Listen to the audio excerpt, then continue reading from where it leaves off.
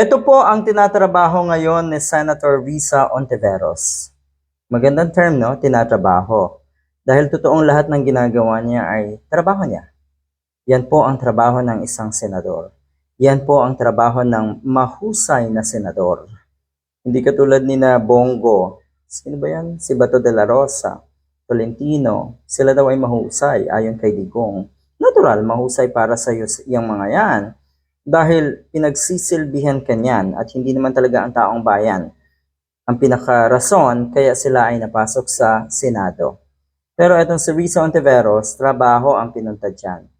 At sa makikita natin, sa nakikita ng taong bayan, talagang gumagawa, nagtatrabaho, may pakinabang, at may malasakit para sa ating mga kababayan ang isang Risa Ontiveros. Dapat nang i-revoke ang license to own and possess firearms ni Kibuloy. Yan po ang kanyang panawagan.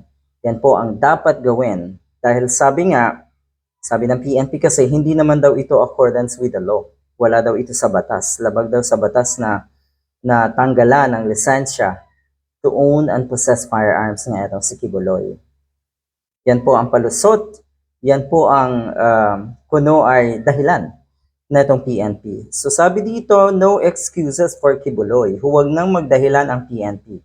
Kung talagang kasangga namin sila sa pagpapanagot sa mga pambabastos ni Kibuloy sa ating mga institution, dapat ginagawa nila ang lahat para mahuli siya. Tama nga naman. Pero nauna nga dyan na pinanawagan ni Risa Ontiveros, Senator Risa Ontiveros, na tanggalan ng lisensya itong si Kibuloy. Bakit ikamo? Sabi nga ng isang abogado na itong si Kibuloy, ito daw talaga ay labag sa batas.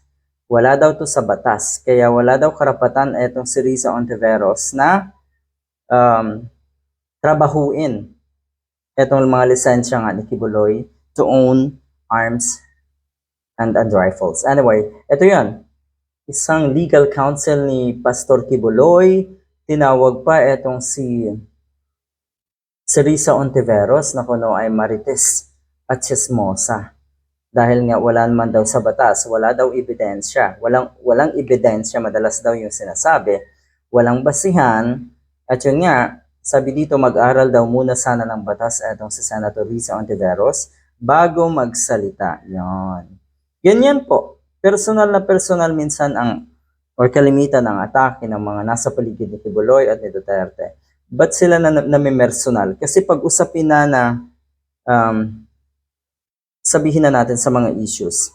Pag ang usapin ay kung anumang issue yan, halimbawa, madalas pag wala na silang masabi, talagang pinipersonal na nila yung kanilang kalaban. Yun po ay sign na kulang or wala ka ng argumento kaya ginagawa mo ng personal. Ito po ang sinabi ni Senator Risa Ontiveros.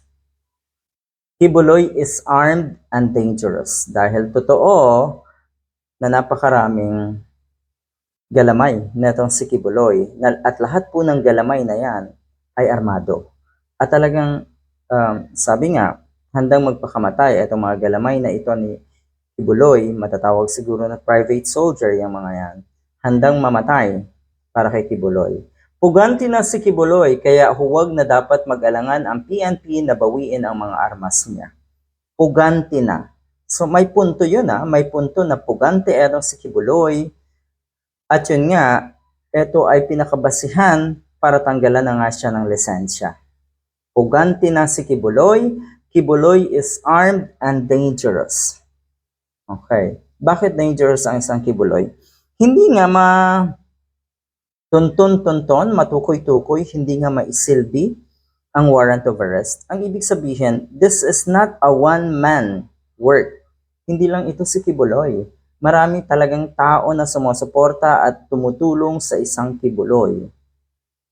Na ang ibig sabihin, yung mga yan po ay tinutulungan para takasan ni Kibuloy ang batas. At pag ikaw ay tumatakas sa batas, pugante ang tawag, totoo, masasabi natin na ikaw ay guilty. Dahil kung totoong wala kang kasalanan, sa madalas sabihin ng mga nasa paligid nating nag-iisip ng tama, kung wala kang kasalanan, you can submit easily yourself at depensahan nga yung sarili mo. Sagutin ang mga akusasyon at patunayan na ikaw ay inosente. Ikaw ang magpapatunay na ikaw na inosente ka. Pero yun nga, pugante eh. 'Di ba? Ano ba ang definition ng isang pugante? Tumatakas sa batas. Dahil kung ito yung paninira lang, political or religious persecution lang kung ano ang ginagawa kay Kibuloy, talaga ba? Bakit? Sino ba si Kibuloy? Siya, kung titignan niyo po, kung iisipin natin mabuti, nakilala itong si Kibuloy sa kanyang kayamanan. At yung mga kayamanan na yan ay questionable. Nakilala si Kibuloy bilang FBI's most wanted. Kilala ngayon si Kibuloy dahil sa napakaraming karumal-dumal na akusasyon. Tapos sasabihin niyo, paninira, sasabihin ni Kibuloy, patibong. Bakit kailangan ng patibong sa'yo? Sige nga. 'Di ba?